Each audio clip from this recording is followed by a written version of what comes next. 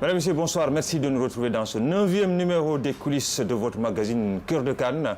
Nous sommes à la veille du match très attendu Bénin-Sénégal.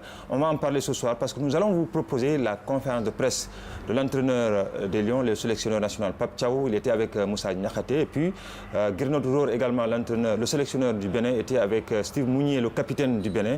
Donc, on va vous proposer les temps forts de ces deux conférences de presse. Et puis, vous verrez également des confrères que nous avons accrochés, sénégalais et béninois. Ils vont également se prononcer sur ce match très important et pour le Sénégal et pour le Bénin. Alors, comme vous le savez, donc, Cœur de Cannes, c'est aussi une façon de vous permettre de découvrir tout ce qui tourne autour de la Coupe d'Afrique, mais également des découvertes, mais même des actualités qui ne parlent pas forcément de football. Alors, mais ce soir, c'est avec beaucoup de plaisir que nous recevons dans cette première partie Fadel Ndao, avant de retourner donc au stade pour voir les conférences de presse. Alors, Fadel Ndao est un ancien de la Banque mondiale. Il a fait un début de carrière comme écrivain. Et comme vous le savez, les Sénégalais, maintenant, il y a beaucoup d'écrivains, Khalifa Ndiaye, Mamadou Koumé, donc peut-être bientôt Cheikh Tidiane Fall, notre gars, et on espère avoir son livre très bientôt. En tout cas, lui, il va...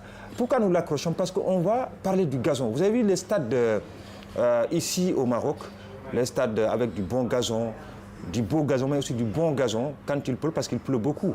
Mais sous la pluie, vous ne verrez pas l'eau stagner. Il y a une évacuation très rapide. Et comme lui, il est hydrolifien, il va également nous en parler. Mais auparavant, après avoir sorti un premier livre qui s'appelle Un parcours au fil de l'eau, Fadel Ndao vient de sortir un livre qui s'intitule Masque dévoilé. Alors, Papi, on va faire du Sadakan. Aujourd'hui, on fait du Sadakan. Voilà, masque dévoilé. Grand Sada, s'il revient, s'il rentre au Sénégal, vous allez l'inviter pour parler de ça largement. Mais nous, on va parler d'un aspect et puis surtout parler aussi de l'aspect du gazon dont j'ai parlé tout à l'heure. Alors, d'abord, Monsieur Fadel Ndao, merci d'être avec nous ce soir dans ce 9e numéro des coulisses Cœur de Cannes. Et nous dire pourquoi, ce matin que vous avez fait la cérémonie de dédicace, et cet après-midi plutôt, alors pourquoi d'abord le choix de Tanger pour faire cette cérémonie de dédicace? Merci beaucoup, Kadne, pour l'invitation. Vraiment, je vous félicite pour cette émission Cœur de Cannes qui est largement suivie. Merci. Moi, je suis un fan de foot. Ouais. J'ai été suivre l'équipe nationale au Qatar et puis également en Côte d'Ivoire.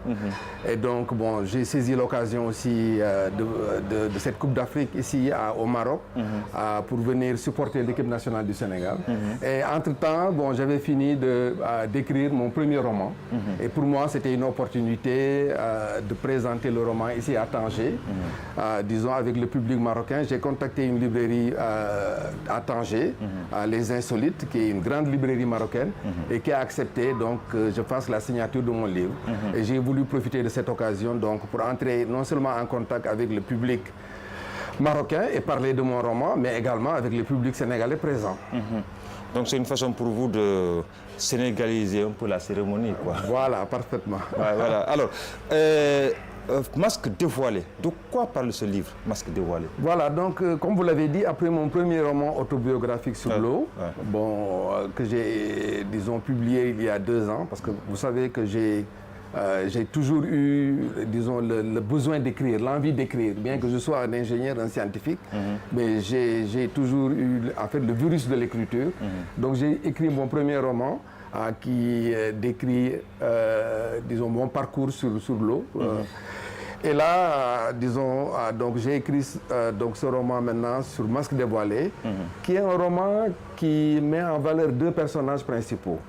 Un Sénégalais qui s'appelle Sobel Diouf et une Italo-Jordanienne qui s'appelle Mona Saleh. Ils se sont rencontrés dans un avion par hasard. Et il est né entre les 2 personnages une certaine relation. Et donc, à travers le parcours de ces 2 personnages, que ce soit en Jordanie, en Italie ou au Sénégal, je mets en valeur un peu les antagonismes et les masques qu'il peut y avoir, disons, que nous portons tous en réalité. C'est-à-dire qu'il y a un conflit entre l'identité et la modernité, entre l'amour et un peu le devoir. Bon, donc voilà, donc c'est un roman qui donc trace le parcours de ces 2 personnages à travers différents paysages assez variés. Et donc je ne veux pas dévoiler l'essentiel du roman et la finalité du roman. Mais de manière générale, je pense que ceux qui vont lire le roman vont apprécier d'une part, donc, ces conflits que tout le monde ressent entre ce qui est montré et ce qui est caché, et entre l'amour et le devoir, entre la foi également et le devoir, parce que en fait Sobel revenait d'un petit pèlerinage à la Mecque et a rencontré Mona et il s'en est suivi un certain nombre de développements. Et donc des thèmes aussi variés que le thème de la polygamie, aussi le thème de l'identité, parce que Sobel est issu d'un village Sérère qui s'appelle Fanden, donc dans la région de Thiès. Et donc il a une mère catholique et un père musulman pratiquant. Et donc là également il y a un conflit entre les deux religions, mais on voit bien qu'à Fanden il y a une coexistence pacifique entre la religion musulmane et la religion chrétienne. Et donc je mets en valeur également cela.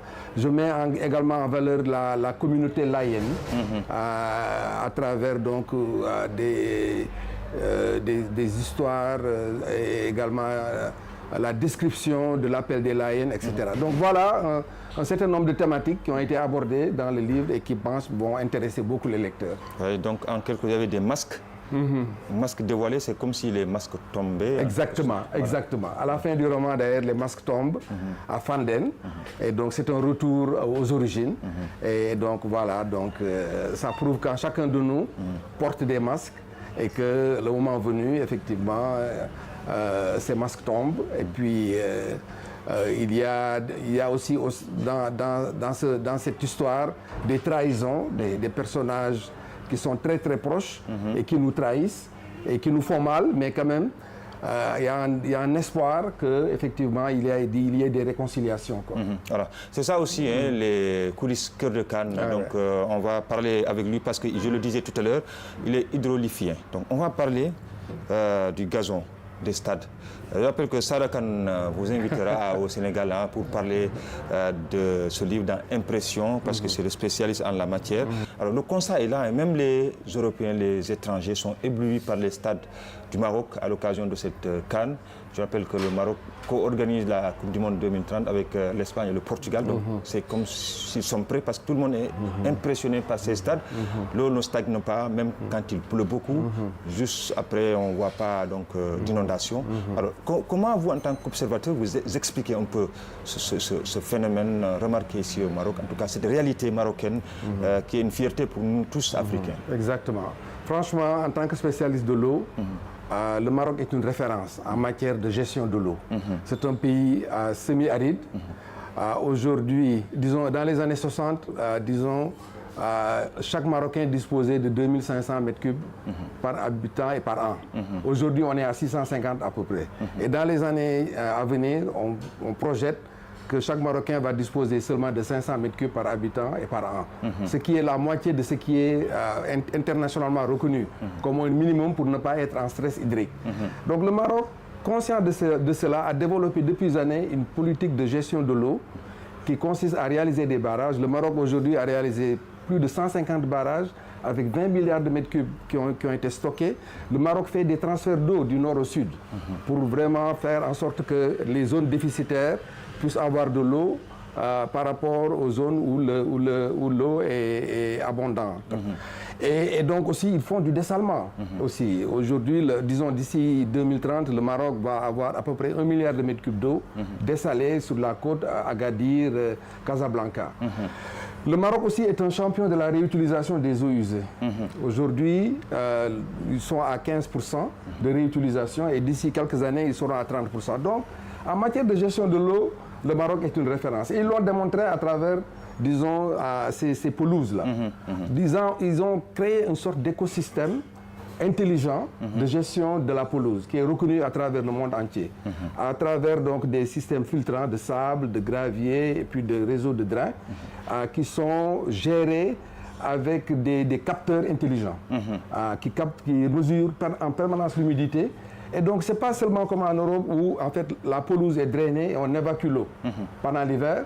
Et en Allemagne, on l'a vu, dans des stades où, effectivement, quand il a plu, l'eau, disons, avait du mal à partir. Mais ici, on a vu qu'à Tanger, avec de fortes pluies, l'eau est partie et le gazon est devenu sec très rapidement. Absolument. Parce qu'ils ont une conception de gestion de la pelouse comme une conception de l'eau dans sa rareté. C'est-à-dire c'est de l'eau qu'il faut récupérer, qu'il faut gérer, stocker et qu'il faut réutiliser. Donc cette eau-là qui tombe sur les pelouses est traitée de façon très efficace avec un système innovant de drainage et puis réutilisée à travers les pelouses autour de Tanger. Donc ce qui est une innovation vraiment très reconnue dont nos pays doivent pouvoir s'inspirer. Oui, absolument. Parce que nous sommes dans des pays sahéliens où l'eau est rare et donc toute notre conception d'aménagement de manière générale doit être faite dans le sens de conserver l'eau et de la réutiliser. Et donc c'est vraiment, ça fait chaud au cœur de voir que des pays européens vont s'inspirer de l'exemple marocain exact pour faire des pelouses avec des conceptions identique à ce qui se fait ici au Maroc. Voilà, ça c'est extrêmement important. En tout cas, merci beaucoup donc d'avoir été un de nos invités dans ce numéro 9 des coulisses, donc Cœur de Kane. Et comme je l'ai dit tout à l'heure, quand vous allez retourner au Sénégal, Sada Kane va vous inviter pour parler largement des masques dévoilés. Je pense que ce que vous avez dit à propos du gazon, c'est une leçon pour tous les autres Africains. Ils doivent s'inspirer de l'exemple du Maroc, parce que surtout chez nous, on voit souvent quand la pluie tombe, les stades sont inondés. Et je pense que, bon, c'est pas encore pour Abdoulaye Wade, je pense que c'est pour jusqu'ici, on touche du bois. En tout cas, merci beaucoup. Merci encore d'avoir accepté notre invitation. Je rappelle, la cérémonie de dédicace, c'était cet après-midi, ici même à Tanger. Et c'était bien, vous avez été bien inspiré de le faire ici à Tanger. C'est une opportunité que j'ai pu saisir. Et puis merci en tout cas de m'avoir donné l'occasion de parler non seulement de mon livre, mais également de cette innovation majeure que les Marocains, disons, ont démontré à la face du monde.